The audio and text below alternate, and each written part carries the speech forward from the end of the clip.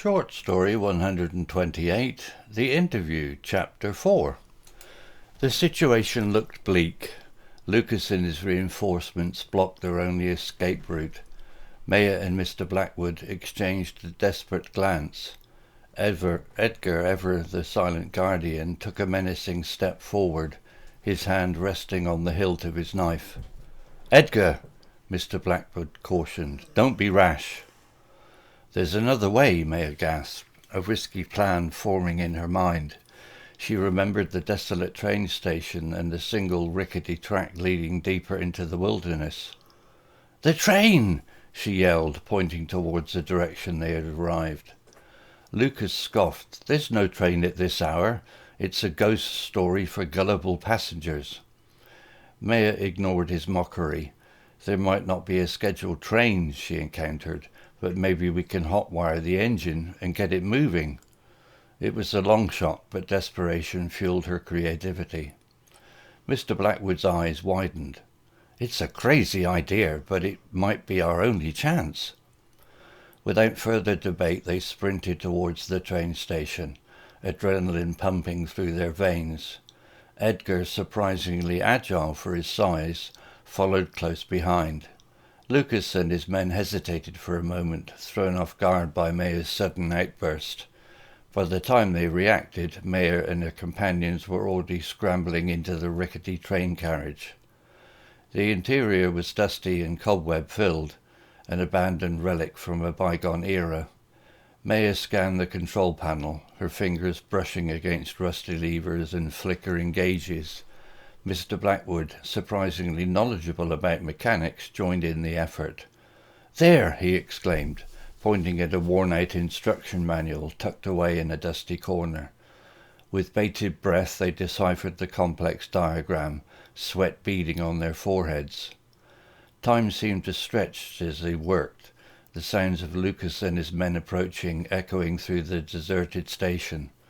Finally, with a triumphant cry, Mr. Blackwood flipped a switch. The engine lurched to life, coughing and spluttering like an awakened beast.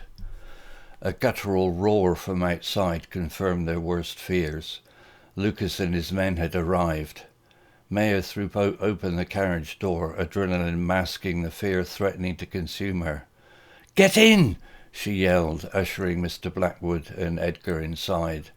As they scrambled in, Lucas lunged at them, his face contorted with rage.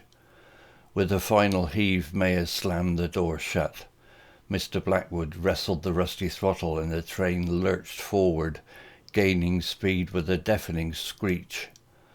They leaned against the window, watching as Lucas and his men grew smaller in the distance, their frustrated shouts swallowed by the wind. The train rumbled along the rickety track, its destination unknown. Relief washed over Maya, replaced by a bone-deep exhaustion. They had escaped for now, but the journey had just begun.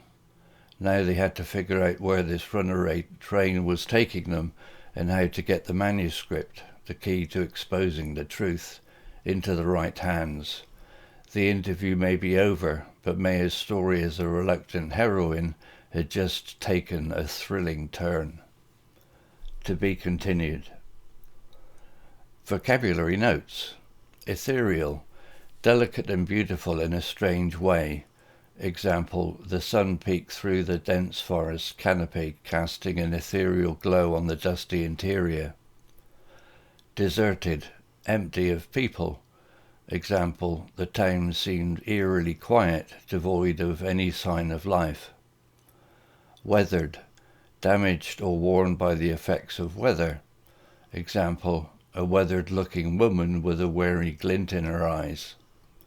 Treacherous, dangerous and difficult to deal with. Example, their trek up the mountain was arduous, the path overgrown and treacherous. Decrepit, in a very poor condition. Example, the old radio transmitter stood there, a decrepit monument to a bygone era. Crackle, a series of sharp, snapping sounds. Example, with a crackle of static, the transmitter sputtered into life. Story written by Google Bard AI. Image created by desgo.com AI.